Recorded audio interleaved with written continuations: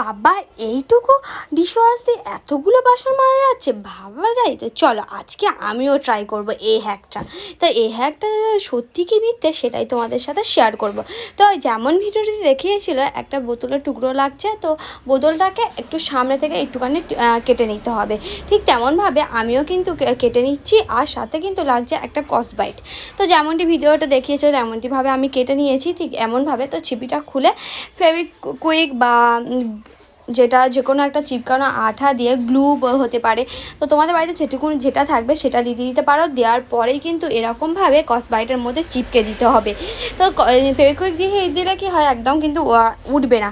তো আমাদের বাড়িতে যদি এরকমভাবে একটুখানি জেল দিয়ে বা ডিশওয়াশ দিয়ে যদি বাসন মাজা যদি এতটা সাশ্রয় হয়, তাহলে কিন্তু আমাদের কাছে অনেকটাই বড় পাওয়া বলতে পারো।